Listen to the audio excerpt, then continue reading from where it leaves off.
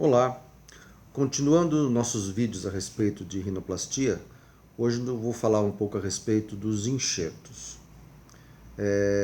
Se você tem interesse nesse assunto, inscreva-se na nossa página. Se você gostar do nosso vídeo, dê um like, compartilhe para a gente poder continuar fazendo esses vídeos para vocês.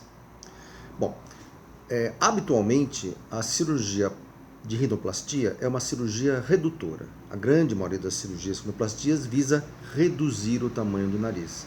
Então, em geral, a gente não tem necessidade de fazer algum tipo de enxerto, a não ser que a gente tenha que fazer uma estruturação do nariz. Então, quando você tem uma ponta, que é uma ponta globosa, que nem a minha, e você tem que estruturar, deixar uma ponta definida, você muitas vezes vai lançar mão de algum tipo de enxerto para manter essa estrutura que você quer. Então, embora a cirurgia seja uma cirurgia redutora, eventualmente, dependendo do problema estético que o paciente tem, você precisa lançar mão de um enxerto estruturante. Uma outra situação é quando a cirurgia não é uma cirurgia redutora.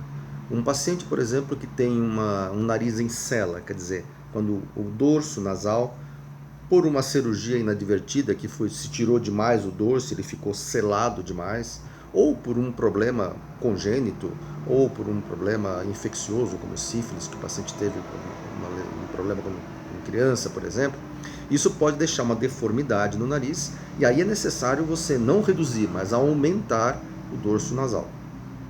E aí você tem que lançar mão de algum tipo de enxerto. Habitualmente, o enxerto que se usa é um enxerto que a gente fala que é um enxerto autólogo, quer dizer, um enxerto de um tecido que é tirado do próprio paciente. E esse enxerto, ele pode ser de um tecido, como uma fáscia, por exemplo. A fáscia nada mais é do que um tendão plano que cobre alguns músculos. Habitualmente você tira a fáscia da região retroauricular, faz um corte aqui na linha do cabelo e tira um pedaço de tecido. Isso quando você tem que fazer um preenchimento que não demanda uma estrutura grande, não demanda uma espessura muito grande. Como, por exemplo, um pequeno sinal que ficou no dorso do nariz. Então você coloca um pedacinho de tecido ali de fáscia, esse tecido ele preenche aquela falha e deixa mais harmonioso o dorso do nariz. Quando você precisa de um tecido mais estruturado, mais forte, aí você vai lançar mão, geralmente de cartilagem ou às vezes até de uma parte óssea. A cartilagem ela pode ser tirada de várias partes. Muitas vezes a gente usa a própria cartilagem do septo nasal. Você pode tirar uma fatia de septo nasal sem que isso altere a estrutura do nariz. E pode usar essa cartilagem, por exemplo, para fazer uma reestruturação da asa do nariz. Uma paciente que tem, por exemplo, as asas pinçadas, você pode colocar uma fita de cartilagem por dentro para estruturar essa asa nasal. Você pode usar ela como um estrute, como uma estaca, digamos assim, para fixar as cartilagens da columela, mantendo a ponta do nariz mais rígida, né? Ou até mesmo você pode colocar um pedaço de cartilagem no dorso nasal para preencher o espaço quando esse espaço é um pouco maior. E você também pode usar o tecido ósseo. O tecido ósseo aí já é um pouco mais difícil de você conseguir esse tecido. Habitualmente você consegue o tecido ósseo tirando um pedacinho da costela do paciente, né? É um pedaço pequeno, geralmente, que você tira.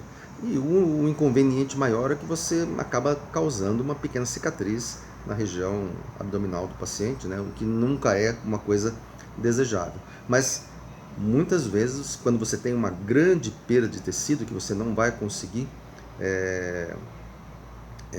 preencher esse espaço